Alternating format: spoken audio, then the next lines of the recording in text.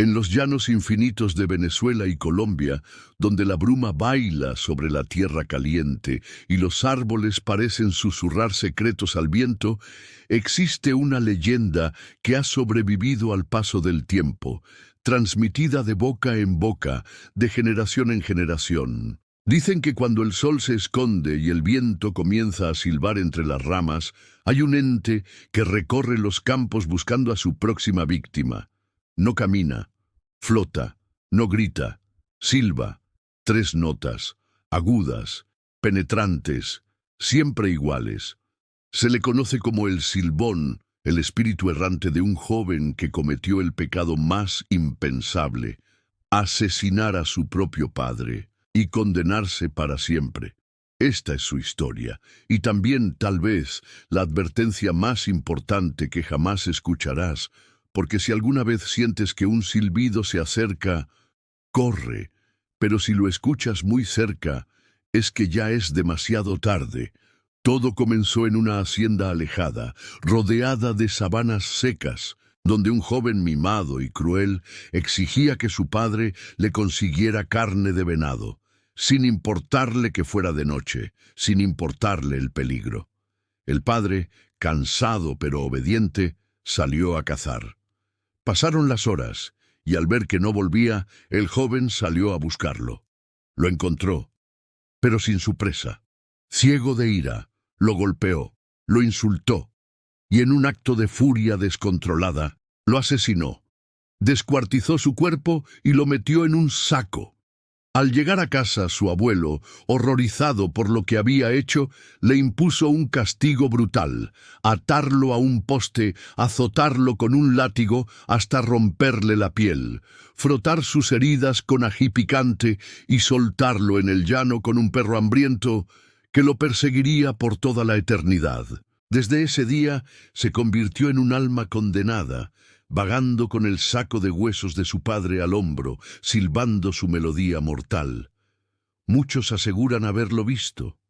Una figura alta, esquelética, con un sombrero ancho que cubre su rostro, caminando por los caminos polvorientos al caer la noche, pero no se mueve como un humano. No deja huellas, el aire se vuelve helado a su paso, y su silbido suena siempre igual: fa, re, do, 3 notas repetidas una y otra vez. Pero lo más inquietante no es el sonido, sino su comportamiento, porque cuando escuchas el silbido muy lejos, es que está cerca, pero si lo oyes justo a tu lado, aún tienes tiempo, porque cuando el silbido desaparece es cuando ya está detrás de ti. Cientos de personas aseguran haber sentido esa melodía maldita mientras conducían solos por la carretera, o mientras caminaban por senderos olvidados en la madrugada. Algunos sobrevivieron, otros simplemente desaparecieron. Una vez, un conductor de camión llamado Julián relató que en plena madrugada, mientras conducía por una vía desierta en Apure, sintió que el motor comenzaba a fallar. Bajó del vehículo para revisar, y fue entonces cuando lo oyó: un silbido suave. Pensó que era el viento, pero luego el sonido volvió, esta vez más claro, más melódico. Miró a su alrededor. No había nadie. El cielo estaba cubierto de nubes. No había luna, solo oscuridad. Encendió una linterna y caminó hacia los arbustos. Ahí lo vio, una figura parada en medio del llano, inmóvil, con algo grande colgando de los hombros, y entonces el silbido cesó. Julián corrió, entró al camión y al mirar por el espejo retrovisor, juró haber visto una mano huesuda rozar la parte trasera del vehículo. Nunca más volvió a conducir de noche, y desde entonces asegura que el silbido lo sigue a donde va. Pero hay algo más oscuro en esta historia. Dicen que el silbón no solo mata, él absorbe el alma de sus víctimas, convirtiéndolas en parte del mismo saco que arrastra por toda la eternidad. Cada hueso en ese saco es una historia, un rostro, una vida. Por eso, cuando el viento trae ese sonido extraño en la madrugada, la gente en los pueblos reza, cierran puertas, colocan ajos en las ventanas, porque saben que él camina por ahí buscando a quien castigar. Y curiosamente, el collar que recogí aquella noche junto al río donde vi a la Llorona comenzó a calentarse en mi bolsillo justo cuando escuché el silbido, como si reconociera al espíritu, como si lo protegiera. Tal vez estos horrores están más conectados de lo que imaginamos, porque mientras escapaba de El Silbón, pensando que lo peor ya había pasado, algo aún más extraño ocurrió. En la carretera desierta vi una figura sentada en una parada de autobús. Llevaba un vestido antiguo, empapado de sangre, y sostenía una muñeca de trapo. Al acercarme, levantó la cabeza. Sus ojos estaban completamente negros. No dijo nada, solo señaló hacia el cielo, y en ese instante un rayo cayó a pocos metros de distancia.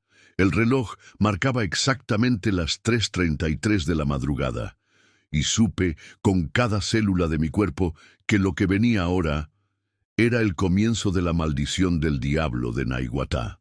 Dicen que hay lugares en los que el tiempo se detiene, donde el aire es más denso, más pesado, como si el mundo mismo supiera que algo terrible ocurrió ahí y no quiere dejar que el olvido borre su memoria. Uno de esos lugares es Naiguatá, un pueblo costero de Venezuela, rodeado de montañas y playas paradisíacas, pero con una historia tan oscura que ha sido silenciada durante generaciones. La llaman la maldición del diablo de Naiguatá. Y todo comenzó con una iglesia abandonada, una niña desaparecida y un pacto que jamás debió hacerse. No es solo una leyenda local. Hay registros, fotografías, testimonios. Lo que estás a punto de escuchar no es una historia cualquiera. Es un rompecabezas maldito que conecta con otras entidades oscuras de América Latina. Y después de lo que me ocurrió con El Silbón, supe que algo me estaba guiando a este sitio, como si una fuerza invisible quisiera que descubriera el origen de todo este horror.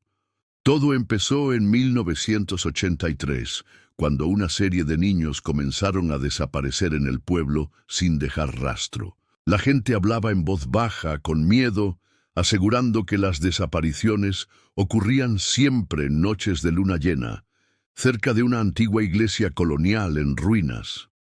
Esa iglesia había sido cerrada desde los años 40, tras un incendio misterioso que mató a todos los feligreses durante una misa de medianoche. Dicen que nadie sobrevivió, excepto un sacerdote que fue encontrado días después, vagando desnudo y ensangrentado por el bosque. Murmuraba frases en latín y hablaba de una entidad que se le apareció entre las llamas, exigiéndole sacrificios. Fue internado en un manicomio y murió meses después, escribiendo la misma frase en las paredes de su celda una y otra vez. El que vendrá ya ha llegado. Esa iglesia fue sellada, pero décadas después, cuando los niños comenzaron a desaparecer, algunos se atrevieron a entrar de nuevo. Uno de ellos, un joven llamado Ramiro, grabó en una cinta VHS lo que encontró adentro. Esa cinta nunca fue divulgada. Hasta ahora, lo que vi en esa grabación me dejó sin aliento. Una cruz invertida, manchas de sangre seca en el altar y un símbolo grabado en el suelo con carbón y ceniza. Una estrella de 7 puntas rodeada de nombres en un idioma desconocido. Pero lo más perturbador fue el audio. En medio del silencio se escucha una risa profunda, distorsionada, que parece provenir de debajo de la tierra. Ramiro nunca volvió a hablar después de esa noche. Vive en silencio, encerrado en su habitación, dibujando el mismo símbolo una y otra vez. Su madre dice que cada 13 de octubre a las 3:33 a.m., él se levanta solo, camina hacia el mar y se arrodilla frente a las olas, como si esperara algo, o a alguien. Ese día fue cuando desapareció la última niña, y ese fue el mismo día que encontré el diario del sacerdote que sobrevivió al incendio, un diario que contiene detalles de un ritual para abrir una puerta entre nuestro mundo y otro. Lo más aterrador es que este diario menciona otros nombres, entidades que ya conocemos: el Silbón, la Llorona, el Cadejo, el Tunchi. No como leyendas separadas, sino como piezas de un plan mayor. El sacerdote hablaba de una red de lugares malditos en América Latina, puntos de conexión para invocar una presencia antigua, anterior a todas las religiones. Un ente que se alimenta del dolor, del miedo y del sacrificio. Lo llamaban el quebrador del silencio, pero el pueblo lo conoce como el diablo de Naiguatá. Y todo indica que las desapariciones fueron parte de ese pacto. A cambio de poder, riqueza o protección, algunos habitantes ofrecieron lo más puro, sus hijos, y ahora esa deuda sigue cobrándose, año tras año. La conexión con el Silbón se hizo más clara cuando, revisando mapas antiguos, descubrí que Naiguatá está alineado perfectamente con otros puntos energéticos donde se reportan apariciones del ente silbador. No es coincidencia, es una red, y estoy convencido de que hay alguien o algo moviendo las piezas desde las sombras. Y si todas estas leyendas no son historias aisladas, sino parte de una mitología viva, interconectada, esperando el momento para despertar por completo, tal vez esa fuerza que me llevó al llano para encontrar a El Silbón fue la misma que me atrajo a Naiguatá, como si cada paso fuera una prueba, un rompecabezas que debo resolver o enfrentar sus consecuencias. Y justo cuando me retiraba del pueblo, sintiendo que ya no había nada más que descubrir, una anciana me detuvo. Tenía la piel arrugada como la tierra seca y ojos que habían visto demasiado. Me dijo: «Lo peor no está aquí, muchacho. Lo peor vive en las selvas del sur, donde los ríos brillan con fuego, donde los hombres caminan sin alma. Si quieres respuestas, ve a Perú. Busca al Tunchi, pero ten cuidado, él no silba, él imita tu voz». Y así comienza la siguiente parte de esta historia. Un nuevo horror, una nueva advertencia. El viaje hacia la oscuridad no terminó en Venezuela. De hecho, apenas estaba comenzando, porque después de Naiguatá, de las risas entre las ruinas de una iglesia maldita y los símbolos grabados en carne y piedra, supe que esa anciana no mentía. Me habló de un lugar donde los árboles susurran nombres que nadie recuerda, donde los animales callan al anochecer. No por miedo al hombre, sino por algo mucho peor. Me dijo: «Busca al Tunchi». Y eso hice. Viajé al corazón de la selva amazónica, al borde de la locura, donde los mapas se vuelven inútiles y el tiempo se disuelve entre sombras. Porque allí habita el Tunchi, una entidad que no se ve, hasta que es demasiado tarde, una voz que no es tuya, pero suena igual. Una respiración que escuchas en tu nuca cuando sabes que estás solo. Y lo peor, un susurro que te llama por tu nombre exacto, aunque nadie en la selva sepa cómo te llamas. Los nativos del Amazonas no hablan del Tunchi a la ligera. De hecho, evitan pronunciar su nombre en voz alta. Según la leyenda, el Tunchi fue un curandero que rompió las leyes sagradas del equilibrio entre vida y muerte. Experimentaba con almas. Usaba partes humanas para crear medicinas prohibidas, hasta que fue descubierto por el Consejo de Sabios y castigado a vagar eternamente como un espíritu errante, condenado a repetir las voces de quienes murieron por su culpa. Dicen que imita la voz de tus seres queridos, que si estás solo en la selva y escuchas a tu madre, a tu hijo, a tu pareja llamarte, no respondas. Nunca respondas, porque al hacerlo le estás dando permiso para entrar, y una vez que el Tunchi entra, no vuelve a salir. Ocupa tu cuerpo como si fuera su nuevo hogar, y tú simplemente desapareces. Llegué a un asentamiento remoto en la frontera entre Perú y Brasil. Me recibió un chamán llamado Ignacio, uno de los pocos que aún conserva el conocimiento ancestral sobre cómo protegerse del Tunchi. Me advirtió que había señales, Árboles con marcas circulares, cenizas frescas en el suelo sin que haya fuego alguno, y sobre todo, pájaros que mueren en silencio, cayendo del cielo como si algo les hubiese arrancado el alma. Me dio una pulsera de raíces trenzadas y me dijo que, si la voz llegaba a mí, debía quedarme completamente inmóvil, contener la respiración y pensar en alguien que me hubiera salvado la vida. Solo así, el Tunchi pasaría de largo. Lo demás, dijo él, dependería de mi voluntad. No entendía a qué se refería. Hasta que llegó la noche, no fue un grito, no fue un aullido, fue un susurro, mi nombre, pronunciado con la voz exacta de mi abuela. La misma entonación, el mismo acento, la misma ternura. Pero ella murió hace años, y estaba en medio de la selva, a kilómetros de cualquier ser humano. «Mijito, ¿estás ahí?». La voz se acercaba, entrecortada por el sonido de ramas quebrándose pero sin pasos. Algo se movía sin tocar el suelo. Recordé la advertencia. Me quedé inmóvil, el corazón golpeando mi pecho como un tambor de guerra. Cerré los ojos y pensé en la enfermera que me salvó de un accidente años atrás. Escuché una risa baja que se volvió llanto, luego silencio. Cuando abrí los ojos, había una figura a unos 10 metros de mí, borrosa, como una sombra líquida entre los árboles. Y luego se desvaneció, pero no se fue. Porque el Tunchi no siempre se lleva el cuerpo. A veces solo deja una marca. Un susurro que regresa cada noche, una mirada que sientes clavada en la espalda aunque no haya nadie. Ignacio me encontró temblando al amanecer, me dijo que había sido tocado, que ahora llevaba una señal. Y entonces me mostró algo que me heló la sangre. Un mapa hecho a mano, viejo, ennegrecido, marcado con los mismos puntos que el diario del sacerdote de Naiguatá. Incluía la iglesia en Venezuela. Y ahora, esta zona de la selva. Me dijo, el Tunchi no está solo. Son varios, están despertando. Tú los estás siguiendo. Pero, ¿y si ellos también te siguen a ti?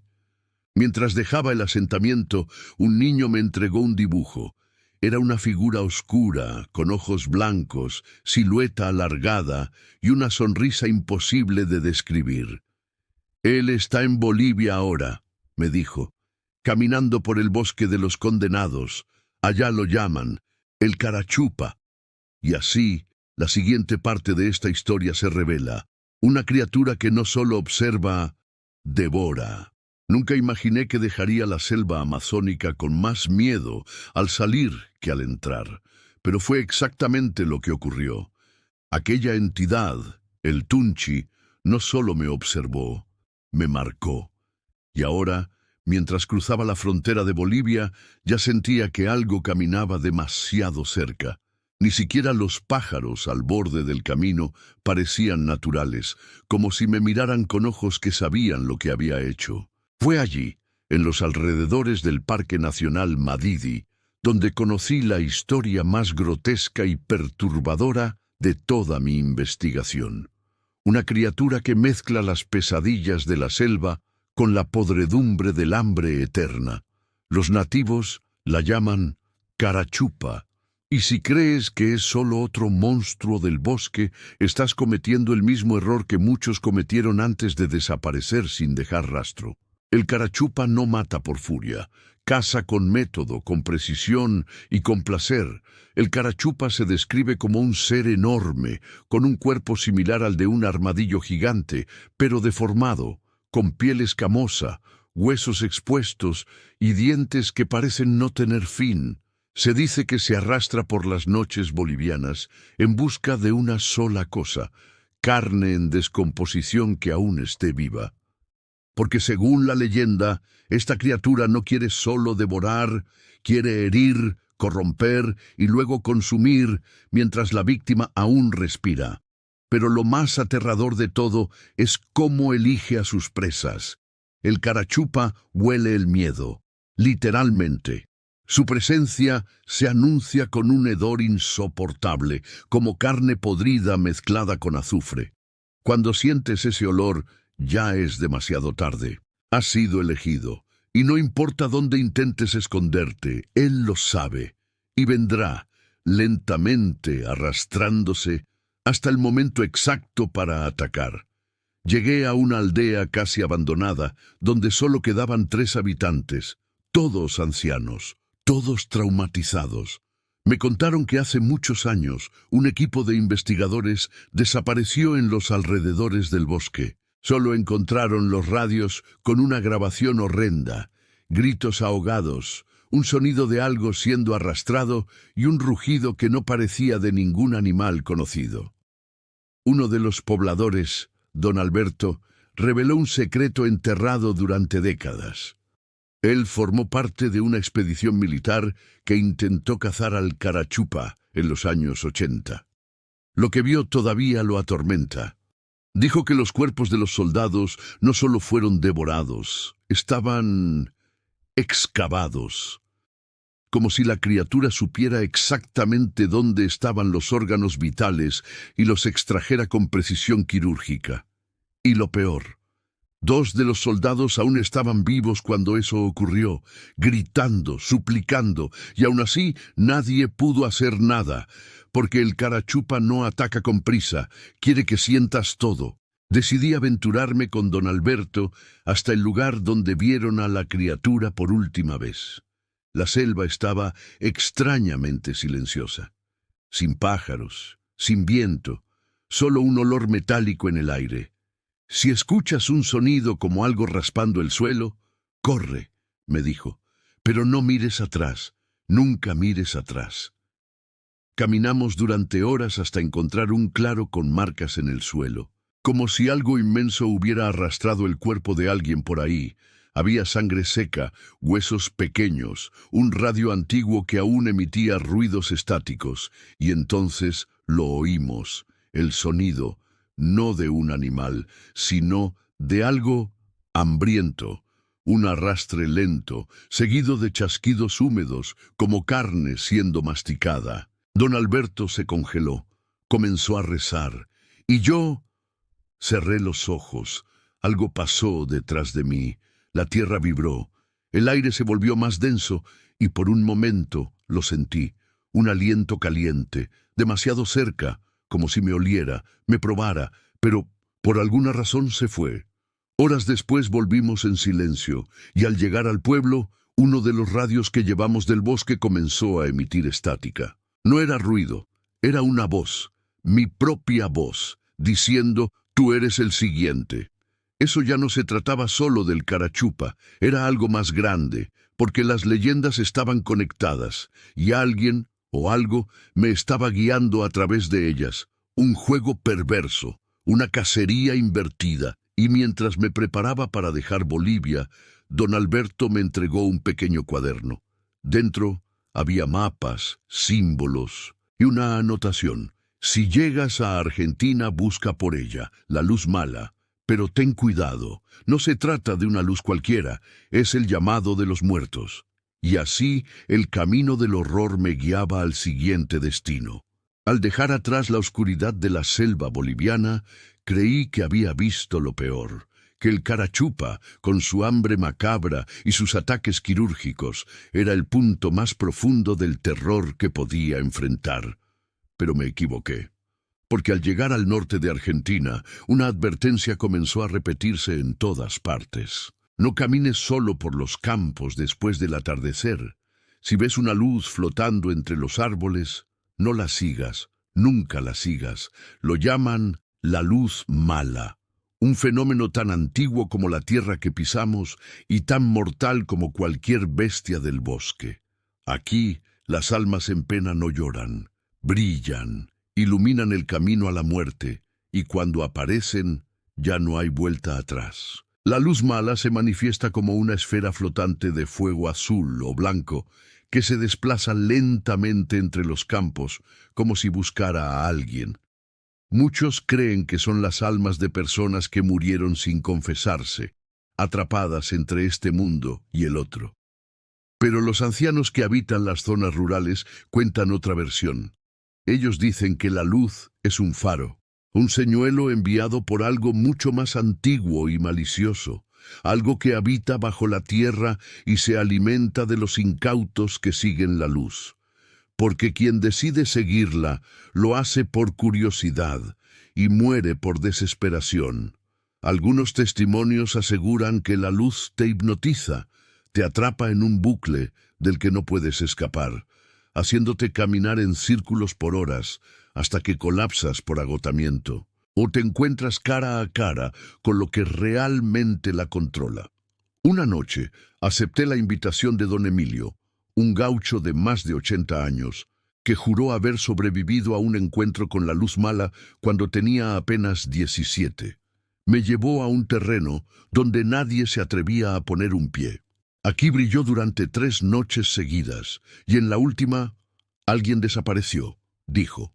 A medida que avanzábamos por la llanura, el viento comenzó a silbar de forma extraña, como si alguien o algo nos estuviera susurrando. El aire se volvió pesado, el cielo sin nubes parecía apagado, y entonces, sin previo aviso, allí estaba, una luz flotante azulada danzando entre los pastos altos. No hacía ruido, no proyectaba sombra, pero nos miraba. Lo sentí. Y lo peor fue cuando don Emilio comenzó a caminar hacia ella. «No lo hagas», le dije. Pero su voz ya no era la misma. Hablaba como en trance, como si escuchara algo que yo no podía oír. Corrí tras él, pero cuanto más me acercaba a la luz, más se alejaba. El tiempo dejó de tener sentido. Mi reloj se detuvo. El celular se apagó. Y el terreno parecía cambiar bajo mis pies. Era como si estuviéramos caminando sobre los recuerdos de los muertos. Entonces la luz desapareció, y don Emilio también. Solo encontré su sombrero. Nada más. Volví como pude al pueblo, pero cuando intenté contar lo ocurrido, nadie pareció sorprendido. «Él ya había sido marcado», me dijo una mujer. «La luz no se lleva a cualquiera. Se lleva a quienes han sido tocados por el otro lado». Entonces lo comprendí. Esto no era casualidad, no era una leyenda aislada. Todo lo que había vivido, desde el Tunchi en Perú hasta el Carachupa en Bolivia, ahora la luz mala en Argentina, estaba conectado. Yo no estaba investigando, estaba siendo guiado, manipulado, perseguido. Esa noche, mientras revisaba mis grabaciones, noté algo imposible. En una de las tomas de la selva, días atrás, había un destello azul entre los árboles, muy similar a la luz que vi en Argentina. ¿Cómo podía ser? ¿Había cruzado fronteras? ¿O estaba siendo arrastrado por algo mayor, que adoptaba diferentes formas en cada región? Don Emilio dejó atrás un cuaderno, igual que don Alberto. En sus páginas había una nueva coordenada, un nuevo destino. Y una advertencia en letras temblorosas. No mires a los ojos del siguiente. Su mirada es la entrada a tu condena. Se llama El Silbón y vive entre los llanos venezolanos. Y así, el siguiente capítulo se revelaba. ¿Te atreves a continuar? Porque esta historia recién comienza. El viaje por América Latina me había llevado de los profundos bosques amazónicos de Bolivia a los campos desolados de Argentina, pero el destino que me esperaba en Venezuela prometía ser aún más aterrador. Cada historia que había escuchado, cada criatura que había encontrado, tenía algo en común. Todas eran más antiguas de lo que cualquiera podría imaginar. Y ahora, con la advertencia de don Emilio aún fresca en mi mente, me encontraba frente a una nueva leyenda. Una criatura cuya presencia no solo se percibe en la oscuridad, sino también en el silencio. El Silbón, una figura fantasmal que vaga por los llanos de Venezuela, con un silbido tan penetrante que se puede escuchar incluso antes de verlo. Pero lo que muchos desconocen es que este ser no es solo una leyenda, es una sentencia de muerte. El Silbón es un espectro conocido por su silbido característico, que se escucha en la distancia. Al principio, el sonido parece ser inofensivo, incluso melódico, pero aquellos que lo siguen, movidos por la curiosidad o por la creencia de que es solo un animal o un viento, pronto descubren la verdad. El silbón es la muerte en forma de hombre. Se dice que el alma de este espectro pertenece a un joven que cometió el peor de los crímenes. Mató a su propio padre. Como castigo, fue condenado a vagar por siempre, llevando las entrañas de su padre en una bolsa atada a su espalda. Cada silbido es un recordatorio de su pecado, y cada persona que lo escucha está marcada para morir. Decidí viajar a los llanos venezolanos, atraído por las historias que hablaban del silbón y de cómo su silbido se había escuchado cada vez más cerca de las aldeas. Algunos lugareños me contaron que este ser no se conforma con hacer sufrir a sus víctimas. El silbón disfruta de la agonía de aquellos que lo siguen. Se dice que, si te acercas demasiado, el sonido cambia, deja de ser un simple silbido y se convierte en una risa burlona, como si estuviera disfrutando del miedo que provoca. Pero lo peor de todo no es el sonido ni la apariencia de la criatura, sino lo que pasa cuando el silbido se aleja. Porque si crees que el peligro se ha ido, es solo el principio. El silbón es un espectro que juega con su víctima, haciendo que se aleje de su refugio solo para luego volver a perseguirla. Las historias aseguran que es capaz de crear ilusiones. Aquellos que huyen escuchando su silbido pueden terminar caminando en círculos, como si el tiempo y el espacio se distorsionaran. Es un acechador incansable, que solo se detiene cuando la persona cae exhausta o, en muchos casos, cuando la mente de la víctima cede por completo a la desesperación. Durante mi estancia en un pequeño pueblo cerca de los llanos, un anciano llamado Don Alfredo compartió su experiencia. Él había sido testigo de la aparición del silbón cuando era joven. En esa ocasión, el silbido lo llevó a perderse en la vasta llanura, y aunque nunca lo vio cara a cara, estaba seguro de que lo había sentido. Decidí ir al lugar donde don Alfredo me indicó que el silbón había sido visto por última vez. La noche llegó rápidamente y con ella el aire frío de la llanura. El cielo estaba despejado, pero el viento arrastraba una sensación extraña, como si el mismo paisaje se estuviera agitando. Caminamos en silencio, con las luces de nuestras linternas iluminando débilmente el terreno. De repente, un sonido comenzó a llenar el aire, un silbido lejano. No era un sonido normal, no venía del viento ni de un animal. Era demasiado perfecto, demasiado claro. Mi corazón comenzó a latir con fuerza y el silbido se intensificaba con cada paso que dábamos. Don Alfredo se detuvo. «Ahora ya no podemos ir más allá», dijo. «Si lo seguimos, no regresaremos».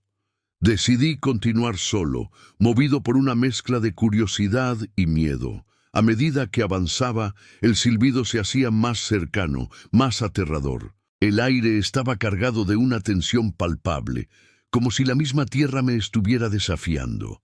Y entonces, en medio de la oscuridad, lo vi. Una figura alta, sombría, apenas visible entre la niebla. Tenía una gran bolsa sobre su espalda. Y al acercarme más, el sonido del silbido cambió. Ya no era melodioso, sino una risa burlona. De pronto sentí una presión en mi pecho, como si algo me estuviera apretando. Un sudor frío recorrió mi espalda, pero no podía moverme. La figura comenzó a avanzar hacia mí, y lo único que podía hacer era escuchar su risa, un sonido que helaba la sangre. De repente todo se detuvo. El silbón desapareció y con él el silbido. El aire volvió a ser normal. Corrí de regreso al pueblo, sin mirar atrás, sin atreverme a respirar por completo hasta que llegué a la seguridad de la casa de don Alfredo. Esa noche me senté con él y con una mirada cansada me contó más sobre la maldición del silbón. Dijo que aquellos que lo enfrentan nunca son los mismos. Lo que pasa con el silbón no es solo que te persigue, es que te marca. Y cuando él te elige, siempre está cerca. Siempre. Al regresar al pueblo, revisé mi equipo y noté algo inquietante. En uno de los registros de la grabación, justo antes de que el silbón desapareciera, mi voz, grabada en el micrófono, susurraba: «Ya no hay escape». Eso me hizo comprender que la criatura no solo acecha a los vivos. Está allí para recordarles a los muertos que su sufrimiento nunca termina. Y si yo no encontraba la manera de escapar de su influencia, lo que había vivido en Venezuela sería solo el inicio. Con las páginas de Don Alfredo como guía, me dirigí a mi próximo destino, un lugar donde las leyendas aún eran más antiguas, más aterradoras. Las coordenadas indicaban un pequeño pueblo en Colombia, donde las sombras no solo se alargan en la oscuridad, sino que parecen cobrar vida. Allí me esperaba La Llorona. Después de la escalofriante experiencia en los llanos venezolanos con el silbón, mi alma aún temblaba cada vez que recordaba aquel silbido maldito. Pero no había marcha atrás. Algo me impulsaba a seguir, a desentrañar los secretos que la noche latinoamericana ocultaba bajo sus capas de miedo y silencio. La siguiente coordenada me llevó a Colombia, a un pequeño y antiguo pueblo enclavado entre montañas, donde la niebla nunca se disipaba del todo. Allí, las madres no contaban cuentos de hadas a sus hijos antes de dormir, sino advertencias, porque si se portaban mal, ella vendría, La Llorona, una figura cubierta de luto, con el rostro desfigurado por el dolor y el alma rota por una tragedia tan antigua que todavía retumba en las orillas de los ríos. No es una mujer cualquiera, es el lamento eterno de lo imperdonable. Según los lugareños, La Llorona no es solo un espíritu atormentado, es una advertencia viviente. La leyenda cuenta que fue una mujer que, ciega por los celos o la desesperación, ahogó a sus propios hijos en un río. Cuando se dio cuenta del monstruo en que se había convertido, se lanzó al agua, pero no encontró la muerte, sino la condena. Desde entonces, su alma quedó atrapada entre los mundos, buscando a sus hijos y arrastrando a cualquiera que se cruce en su camino hacia las profundidades. En Colombia, esta leyenda adopta una forma más oscura aún. Algunos aseguran que ella no solo aparece para lamentarse, aparece para reemplazar, porque cada vez que su grito rasga la noche, un niño desaparece, y en su lugar la niebla se vuelve más espesa, como si ocultara algo o a alguien. Me hospedé en una finca abandonada cerca de un río conocido como la Quebrada del Llanto. El dueño anterior había desaparecido sin dejar rastro, y los nuevos habitantes del pueblo se negaban a acercarse, sobre todo al anochecer. La primera noche fue silenciosa, demasiado, pero la segunda, escuché el primer gemido. No provenía del bosque, ni del viento. Era un lamento humano, femenino, como si alguien estuviera buscando algo desesperadamente. Tomé mi grabadora, salí con una linterna y avancé hacia el sonido. Al acercarme a la orilla del río, el aire se volvió gélido. Un perfume a flores marchitas impregnaba todo, y el llanto se hizo más intenso. «¡Mis hijos!», gritaba una voz lejana. Pero lo que más me perturbó fue ver, entre los árboles, una figura vestida de blanco flotando sobre el agua, con el cabello cubriéndole el rostro y los brazos extendidos hacia mí. Intenté retroceder, pero mis pies parecían clavados al barro. Cada paso que daba hacia atrás, el lamento se transformaba en un grito, no de dolor, sino de furia. La Llorona no buscaba compasión, buscaba compañía en su sufrimiento. Me escondí detrás de una piedra, sin atreverme a respirar, mientras la figura cruzaba el río sin mojarse, como si el agua la evitara. Y en ese momento comprendí que no era la única persona que había sido testigo. Desde las sombras vi otros ojos observando. Niños, o lo que parecían ser niños, pero sus ojos estaban vacíos, como si no recordaran quiénes eran. ¿Eran las almas de los hijos perdidos o víctimas más recientes, La respuesta llegó cuando uno de ellos se giró hacia mí y dijo sin mover los labios, «Ella ya te vio». Corrí de regreso a la finca. Cerré puertas, ventanas y recé, algo que no hacía desde niño. Esa noche no dormí. Pero al amanecer revisé mi grabación. Al reproducir el audio, no solo escuché los lamentos, también se oía una voz susurrando mi nombre. 3 veces, como si la Llorona ya supiera quién era yo, y estuviera siguiéndome.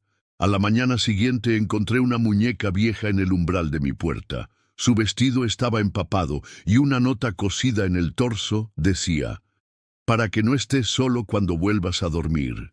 Apreté la muñeca y un gemido brotó de ella. Quemé todo lo que traje de ese lugar, pero el olor a flores marchitas no se fue, ni los susurros al anochecer.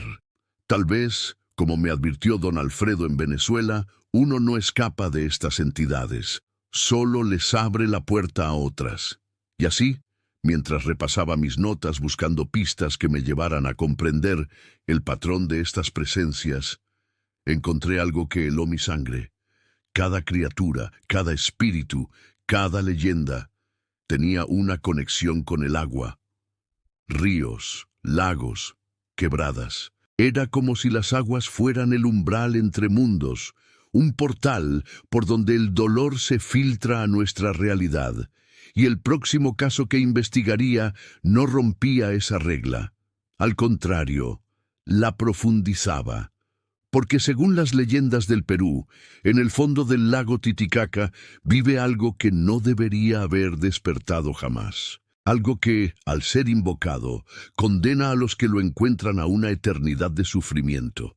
Una entidad ancestral conocida como el demonio del Titicaca. El amanecer apenas asomaba por entre las montañas andinas cuando partí rumbo al sur.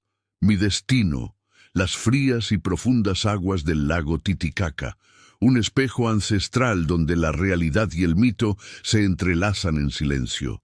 Tras mi encuentro con la Llorona, no pude evitar sentir que algo o alguien me guiaba de historia en historia, como piezas de un rompecabezas macabro. En las orillas del lago, los pescadores hablaban en voz baja, como si temieran que el simple hecho de pronunciar su nombre pudiera invocarlo. No se referían a un espíritu común, sino a una fuerza dormida, una entidad tan antigua que ni siquiera los incas osaban nombrarla. Lo llamaban el demonio del Titicaca, y según las leyendas, cada 100 años alguien debía despertar su furia para que los vivos recordaran lo que habita en las profundidades. El mito, registrado en antiguos códices que apenas sobreviven en monasterios olvidados, cuenta que en los albores de los tiempos, los dioses castigaron a la humanidad por su arrogancia, sumergiendo una ciudad entera bajo las aguas del lago. Pero no fue un castigo cualquiera. En el corazón de aquella ciudad encerraron a una criatura primigenia, un guardián infernal cuyo nombre no podía ser dicho. Algunos lo describen como un ser hecho de sombra y hueso, otros como un ojo inmenso que nunca se cierra. Lo que todos coinciden es en su hambre, un apetito que no distingue entre cuerpos o almas. Quien lo ve, pierde la razón. Quien lo escucha, olvida quién es. Y quien lo sueña, ya no despierta igual. Me hospedé en una cabaña de pescadores en la península de Capachica. Desde allí tenía una vista directa al sector más profundo del lago, justo donde los locales aseguran que el ojo respira. En mi segunda noche, comencé a tener sueños extraños. Estaba bajo el agua, caminando por calles sumergidas, y las estatuas me seguían con la mirada. En uno de esos sueños, una figura me hablaba en un idioma imposible. Al despertar, tenía la impresión de que algo me había susurrado cerca del oído. Grabé mis sueños en una libreta y una noche decidí aventurarme en bote hacia el centro del lago. La bruma era tan espesa que no podía distinguir el agua del cielo. De repente, el motor se apagó y el silencio fue absoluto. Entonces, algo emergió a la distancia. No era una criatura, sino una estructura. como una torre de piedra que apenas asomaba entre las olas. Al acercarme, sentí que el aire se volvía más pesado, como si cada aliento me costara una parte de mí. Subí a la estructura y encontré una inscripción tallada en la roca, aún viva pese a los siglos. No entendía las palabras, pero al leerlas en voz alta, el lago comenzó a rugir. Las aguas se agitaron, el cielo se oscureció y un sonido gutural, como un suspiro del abismo, llenó el aire. En ese instante, supe que lo había despertado. Volví a la cabaña aterrado. Pero algo había cambiado. Los relojes no funcionaban. Las fotos en mi celular estaban distorsionadas y mi reflejo en el espejo no parpadeaba. La misma noche, un pescador anciano tocó a mi puerta. Su rostro estaba deformado por el miedo. Me dijo: «Lo has visto, ¿verdad? Ahora te sigue. No volverás a estar solo». Intenté irme al día siguiente, pero todos los caminos de regreso parecían repetirse, como si estuviera atrapado en un bucle, como si el lago se negara a dejarme ir. Tomé mis cosas y huí a pie, subiendo las montañas, sin mirar atrás, pero en cada charco, en cada superficie líquida veía algo, un ojo, siempre abierto. Días después, ya lejos de Titicaca, me atreví a revisar mis grabaciones. El audio estaba lleno de interferencias, pero al final de uno de los archivos se escuchaba una voz, la misma que había oído en sueños. Decía mi nombre, y luego un susurro: «Falta uno más». No entendía a qué se refería, hasta que encontré una noticia antigua en un periódico de Puno. Hace 100 años exactos, un investigador extranjero desapareció en las mismas aguas. Su diario fue encontrado flotando, abierto en la última página. Lo último que escribió fue: «El demonio ha despertado y vendrá por el siguiente». En ese momento comprendí: yo era el siguiente. Y si ese era mi destino, entonces tenía que saber más. Porque cada paso que daba me acercaba no solo a la verdad, sino a algo que los humanos no deberíamos conocer, algo que también se manifiesta en otro rincón del continente. A miles de kilómetros en las selvas de Brasil hay un susurro entre los árboles que hiela la sangre.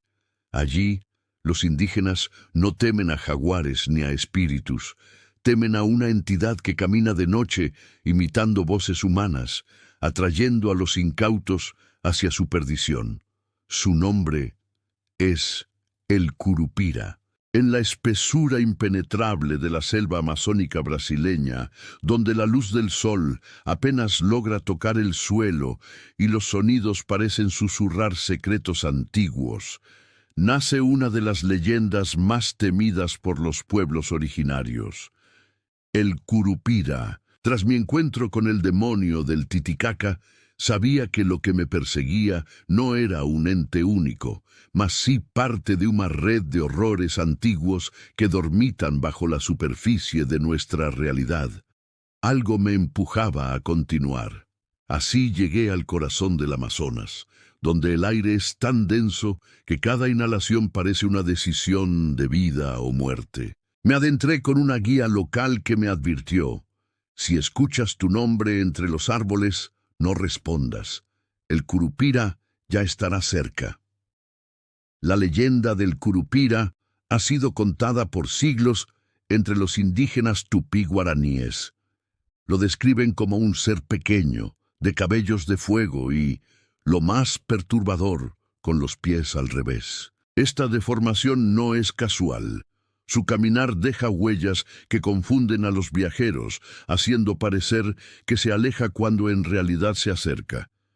Pero lo que más infunde terror no es su aspecto, sino su astucia. El Curupira protege la selva con crueldad. Aquel que caza más de lo necesario, que tala árboles sagrados o simplemente irrumpe en su territorio sin respeto, se convierte en presa. No mata por matar. Castiga con locura, desorientación y desaparición.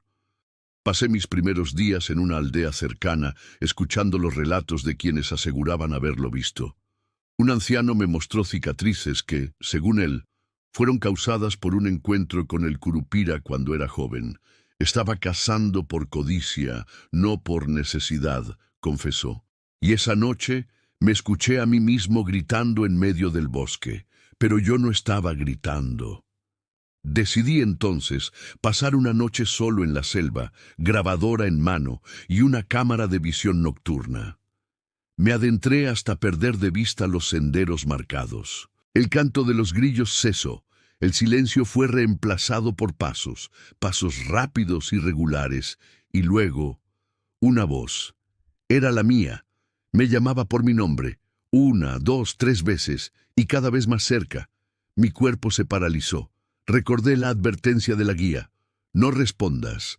Cerré los ojos y tapé mis oídos, pero la voz se coló como un eco dentro de mi mente. En un instante, el mundo giró. Perdí la noción del tiempo. Al abrir los ojos, estaba en un claro donde los árboles formaban un círculo perfecto. En el centro, una figura menuda con el cabello resplandeciente me observaba. No tenía ojos, solo cuencas vacías que parecían absorber la luz. Sus pies, claramente al revés. Detrás de él, sombras se movían, como si otros seres similares lo acompañaran. No dijo nada, solo me señaló el suelo. Allí vi huellas mías, pero dirigidas hacia él. Yo lo había buscado. Sin saberlo, lo había invocado. Desperté al día siguiente en la entrada de la aldea. Mi grabadora había desaparecido, la cámara, rota, pero en mi brazo había algo escrito con sangre seca. La selva recuerda. Intenté irme de inmediato, pero los lugareños me detuvieron. Me mostraron una foto en blanco y negro. Era el mismo claro que había visto, pero tomada décadas atrás. En el centro, otro forastero, otro investigador. Su nombre estaba en un diario que guardaban como advertencia, y al lado de su firma, una frase escrita con la misma letra que apareció en mi brazo. La selva recuerda. Fue entonces cuando comprendí que estas entidades no están aisladas. Están conectadas, como guardianes oscuros de las fronteras del mundo humano. Algo o alguien las ha esparcido por América Latina como piezas de un tablero macabro, y cada encuentro, cada historia, me lleva más cerca de algo mucho más grande, más antiguo, más letal, porque mientras dormimos, ellas nos observan, y ahora mi viaje me lleva al siguiente lugar donde el tiempo se detiene y las lágrimas nunca se secan. Colombia, donde un espíritu condenado camina entre los vivos, buscando algo que nunca podrá recuperar. Ella es la Sayona, en las montañas húmedas y los campos solitarios de Venezuela y Colombia, donde la niebla parece esconder secretos y los gritos de la noche se mezclan con el viento, se escucha el lamento de una mujer vestida de blanco, con los pies descalzos y el rostro cubierto por un velo de cabello negro. Es la Sayona, la aparición de una esposa traicionada que fue consumida por la venganza, condenada a vagar eternamente, persiguiendo hombres infieles. Tras escapar por poco del Curupira en la selva amazónica, supe que algo me estaba guiando, como si cada encuentro fuese una pieza de un quebracabeza macabro. La leyenda de la Sayona parecía ser el siguiente fragmento. Viajé hasta una pequeña aldea en los llanos orientales, donde las historias sobre ella no se cuentan como mitos, se cuentan como advertencias. La leyenda cuenta que hace siglos una mujer llamada Melissa fue engañada por su marido, quien mantenía una relación secreta con su propia madre. Cegada por la ira, Melissa asesinó a ambos en un acto de furia devastadora, pero al darse cuenta de su error, fue maldecida por el alma de su madre moribunda. Te convertirás en el castigo de todos los hombres que destruyen a sus familias por deseo. Desde entonces, la Sayona aparece en caminos rurales, cerca de ríos o en zonas de trabajo donde los hombres están solos. Se muestra como una mujer hermosa que seduce con su voz suave, pero cuando se acercan, ella revela su verdadero rostro, una calavera ardiente, ojos en blanco y una boca que grita el dolor de 1000 traiciones. El castigo es brutal, algunos quedan marcados de por vida, otros simplemente desaparecen. Hablé con un campesino que sobrevivió a un encuentro con ella. Su rostro estaba envejecido prematuramente, su cabello completamente blanco. Apenas podía hablar, pero sus ojos lo decían todo. Terror puro. Me dijo que estaba regresando a casa tras una jornada larga, cuando vio a una mujer llorando al borde del camino. Se acercó para ayudarla y ella, con voz suave, le pidió que la acompañara a un lugar cercano. En ese momento su caballo se negó a avanzar. Entonces miró nuevamente a la mujer y su rostro había cambiado. Sin ojos, con una sonrisa distorsionada. El campesino cayó al suelo, temblando, mientras la sayona gritaba su nombre una y otra vez, como si estuviera rasgando su alma. Esa noche decidí ir hasta uno de los ríos donde se dice que ella aparece con más frecuencia. Esperé durante horas, grabadora encendida. A la medianoche la temperatura descendió de golpe. El agua se volvió turbia y una figura blanca emergió entre la niebla. No pude moverme. Su cabello flotaba como si estuviera bajo el agua. No tenía pies. Flotaba. No dije nada. No me moví. Pero ella sí. Se acercó lentamente, hasta que una ráfaga de viento me hizo cerrar los ojos. Al abrirlos, ya no estaba. Solo quedó un anillo de compromiso oxidado en la orilla del río. Grabado en él, leí: Fidelidad eterna. Volví a mi habitación esa madrugada, temblando. Ya no se trataba solo de leyendas dispersas. Estos seres parecen tener conciencia. Me están guiando, mostrándome ¿qué? Un mensaje, una advertencia. Cada encuentro deja un objeto, una marca, una conexión, como si fuesen piezas de una historia mayor, escrita en las sombras de América Latina. Una historia que nadie ha querido ver completa, aún. Pero hay algo más, porque el siguiente paso de mi viaje me llevará a un pueblo donde la risa no es alegría, sino condena. Donde una mujer, rechazada por la sociedad, transformó su dolor en una carcajada eterna. Un eco maldito que aún se escucha en las noches de Ecuador. Allí conoceré el horror de la dama tapada. En los callejones empedrados de Quito, Ecuador, donde las sombras se alargan entre los faroles antiguos y las iglesias susurran oraciones en lenguas olvidadas, se oculta un espectro que ha sido visto por generaciones. Ella no grita, no llora, no amenaza. Ella ríe, una risa suave, elegante, pero que encierra un veneno mortal. Es conocida como la Dama Tapada, una mujer tan hermosa como peligrosa, cuyo rostro está siempre oculto bajo un velo negro. Aquella noche, después del encuentro con la Sayona, algo me impulsó a seguir la pista de esta figura fantasmal. En una antigua crónica de convento encontré menciones de una mujer sin rostro que juzga el pecado con una sonrisa. Y entonces lo supe. La siguiente pieza del quebracabeza estaba en Ecuador. Dicen que todo comenzó en la época colonial. Una joven mestiza de una belleza inigualable vivía en el centro de la ciudad, hija de una madre indígena y un padre español que la ocultaba del mundo por vergüenza. A pesar de todo, la joven salía por las noches, vestida con los trajes más finos y el rostro cubierto por un velo. Los hombres caían rendidos a sus pies, la seguían, la deseaban, hasta que era demasiado tarde. Uno a uno comenzaron a aparecer muertos, con expresiones de éxtasis y horror al mismo tiempo, como si hubieran visto el paraíso y luego el infierno.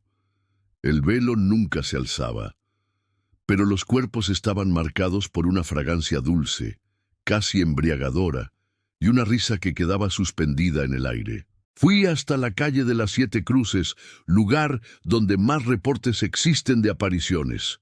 Una señora mayor, vendedora de flores, me dijo en voz baja: «Ella todavía pasa por aquí, joven. Cuando la ciudad duerme, la dama busca compañía». Me indicó un banco de piedra donde un joven turista fue encontrado muerto años atrás. Tenía el rostro enrojecido, los ojos abiertos y una rosa negra en el pecho. La policía no encontró marcas de violencia, solo el perfume, aquel aroma dulzón que, según los locales, es lo último que sientes antes de que te roben el alma. Decidí caminar por esa calle a las 3 de la madrugada. Llevaba conmigo una cámara oculta, pero ni la mejor tecnología puede capturar lo que pertenece al otro mundo. De pronto, sentí un aroma envolvente como jazmín con sangre. Escuché tacones detrás de mí.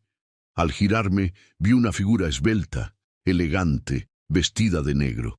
Caminaba lentamente, como si supiera que el tiempo estaba de su lado. Me habló. Su voz era como un canto. Me dijo: «¿Por qué corres si aún no te he mostrado mi rostro?». Pero no corrí, solo cerré los ojos. Cuando los abrí, estaba solo. En mi bolsillo, una rosa negra, y en mi muñeca, una marca en forma de lágrima. La dama tapada no castiga cualquier deseo, solo castiga a quienes se dejan llevar por la lujuria, la arrogancia, el desprecio. Ella es el espejo de lo que ocultamos, y en cada aparición revela más que solo un rostro cubierto. Ella me dejó una marca, igual que la Sayona, y entendí que todas estas entidades están conectadas por un propósito oculto, como si fueran guardianas de pecados olvidados, recolectoras de almas perdidas. Pero el mapa no termina ahí, porque el próximo paso me lleva a México, donde una criatura espera entre los árboles torcidos y la oscuridad rural. No es un alma en pena, es algo peor, una presencia que se alimenta del miedo infantil y de los errores de los adultos.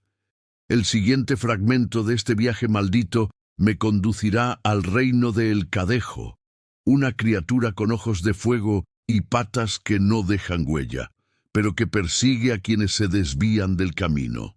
En las tierras altas de México y Centroamérica, donde los caminos de tierra se pierden entre cerros silenciosos y árboles retorcidos por el viento, existe una presencia que no pertenece ni al mundo de los vivos ni al de los muertos. Es una criatura que aparece al caer la noche, cuando el viajero está solo y el arrepentimiento llega demasiado tarde. El Cadejo.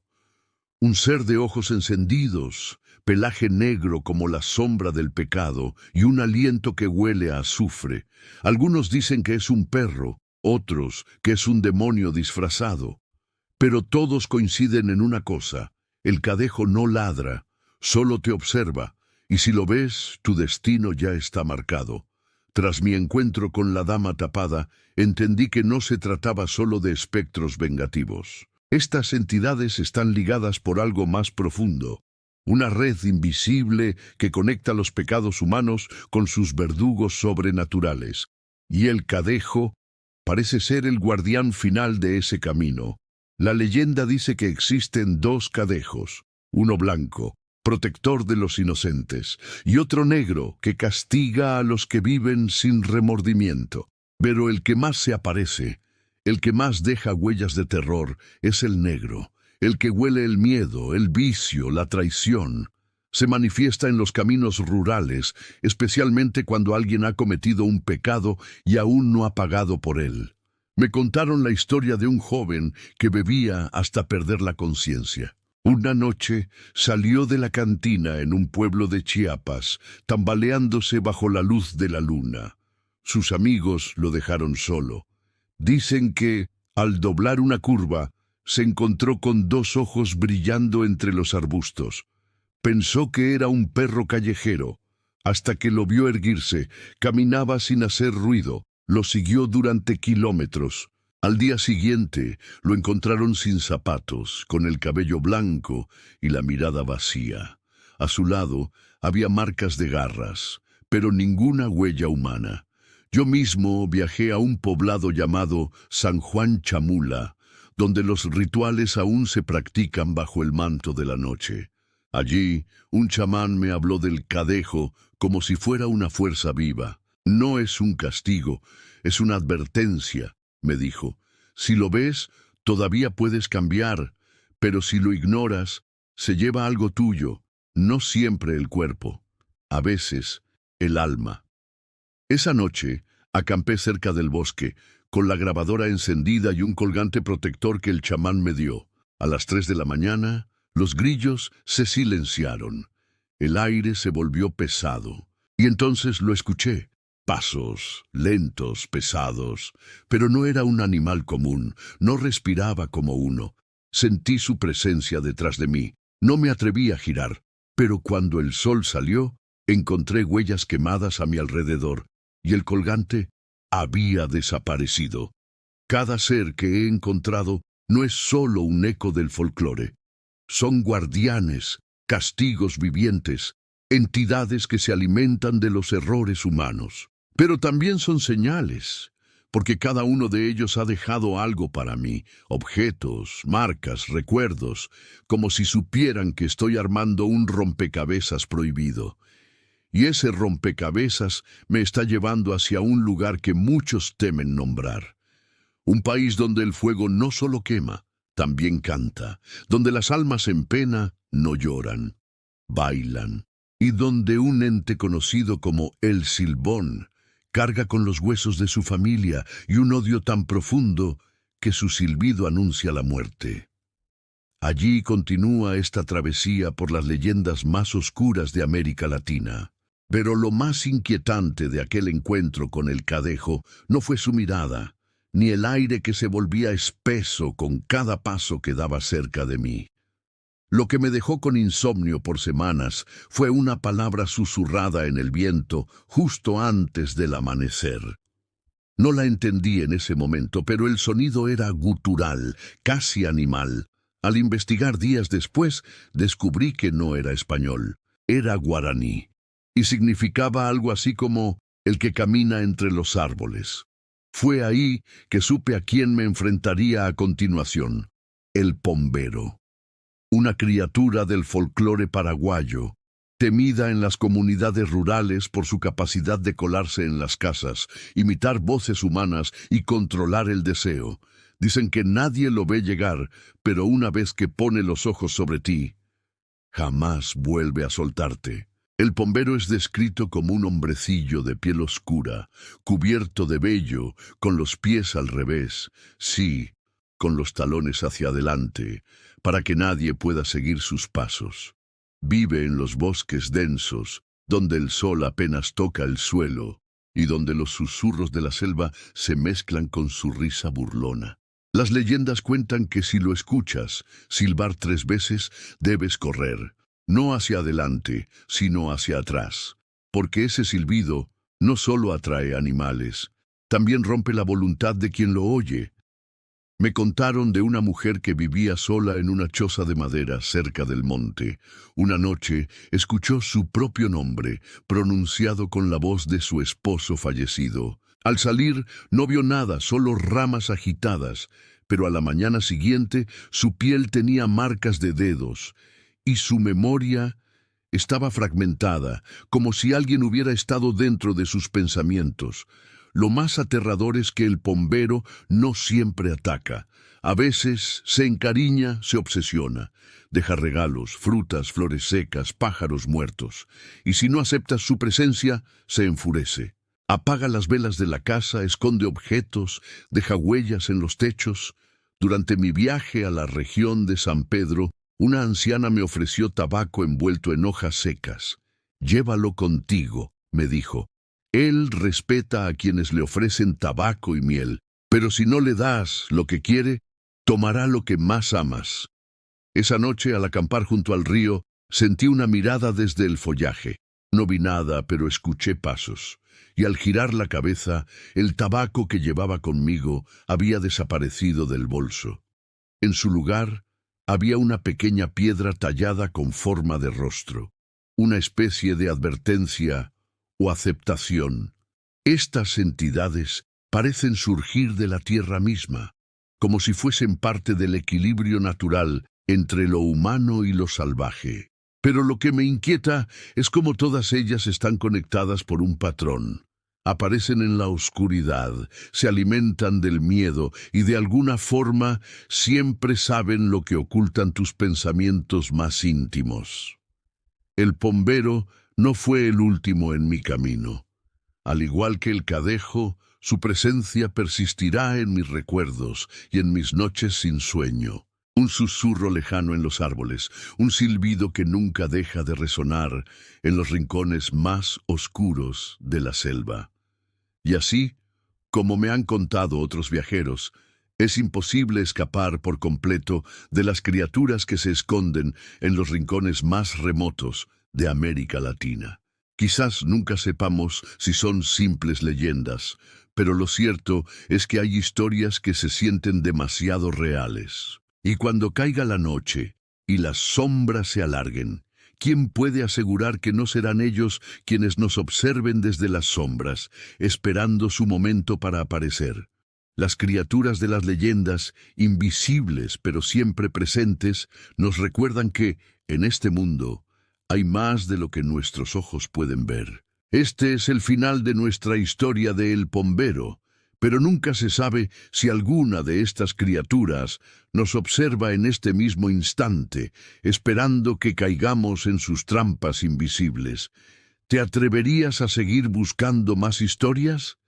Quizá haya algo más que se cruza en tu camino. Tal vez la próxima historia sea la que tú mismo vivirás. Gracias por acompañarme en este viaje a las profundidades de lo desconocido. Recuerda, las leyendas no están hechas para ser olvidadas, y las sombras siguen esperando, cerca de nosotros. Nos vemos en la próxima, si es que te atreves.